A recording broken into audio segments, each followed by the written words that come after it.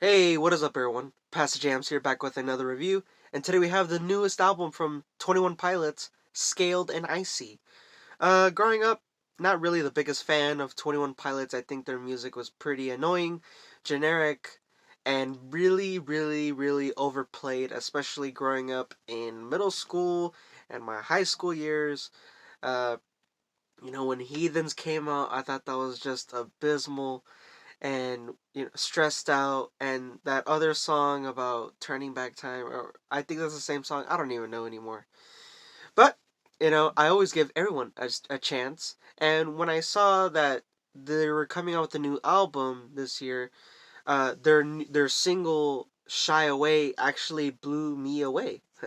I was pretty excited and thought that they were going to go in a new direction.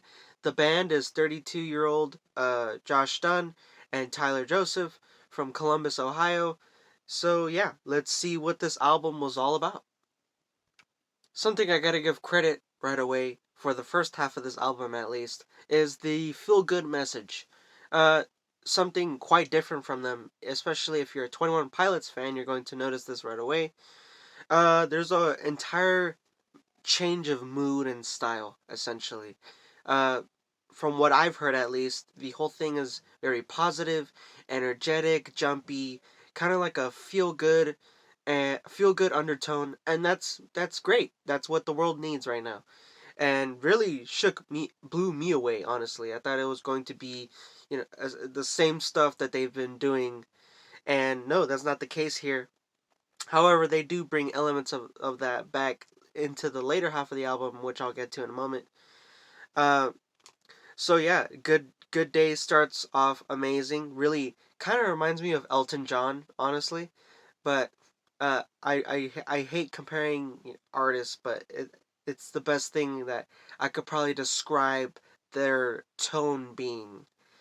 Uh, Choker, Shy Away. The album starts off strong, really, with those three tracks, and even with the outside. Uh, th- so when I heard the first three track, the beginning of this album, I thought that this was going to be amazing and blow me away. However, we do end up getting into some major speed bumps along the album with Saturday and Never Take It. This is when the album really takes a turn and switches direction suddenly and in a really awkward, strange way. Now he it's the whole album and premise genre is alternative pop. You have elements of pop, a little bit of alternative rock, and then you have a little bit of hip hop. Not so much traditional hip hop, but like he does kind of rap in a way. Um, it goes really well with the happy go lucky mood, but I like I said, I don't really like it when he has like a more somber tone and then he starts doing like these hip hop lyrics. Like it doesn't work well, and I don't. It's not my cup of tea. And then he switches back to the happy-go-lucky mood with Mulberry Street. Sounds like it came straight out of a Dr. Seuss book.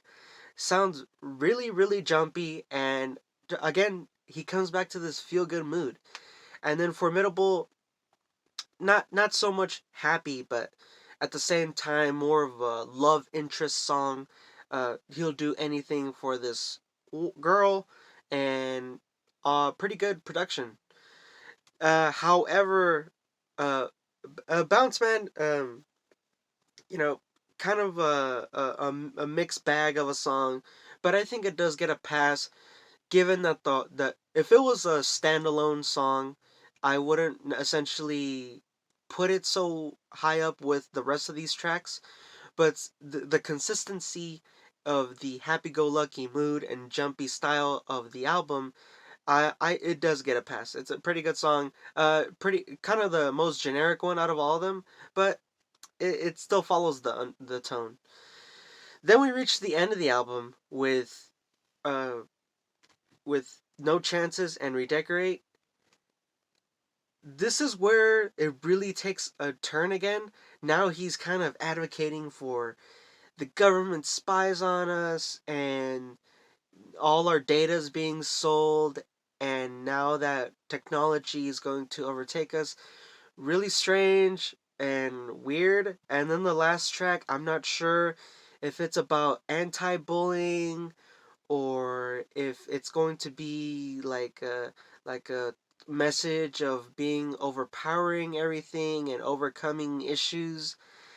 It really switches from the happy tone and the positive attitude that they give off.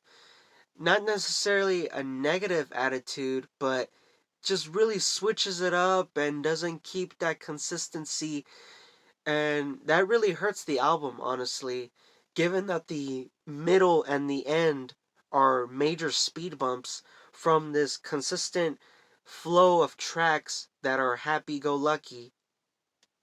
I know I keep saying that, but honestly, that's the best way I could describe the cheery tone of this album that it gives off.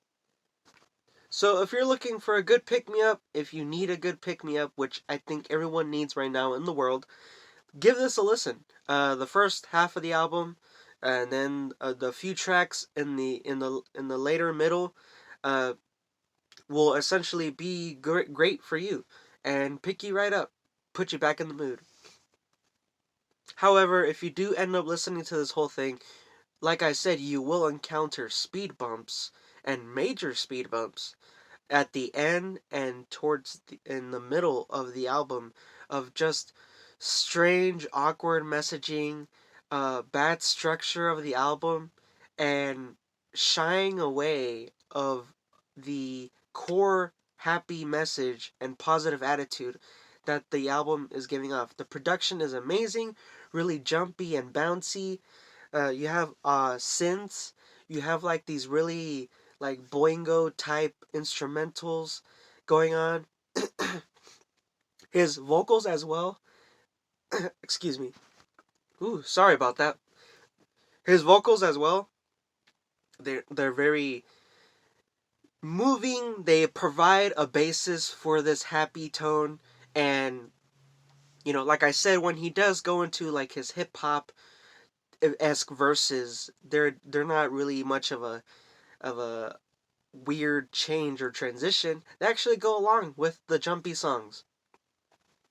I'm giving this a 6.5, and that is big considering that I don't like 21 Pilots. Uh, I wish I could give it a 7, but major change for ideas and speed bumps within this album. If there were maybe some ideas that were cut, or if they were just consistently throughout the whole album keep this happy positive mood, maybe this could have been an 8 or a 9. But it is a 6.5. There are major highlights in this thing. Don't be discouraged just because of that number.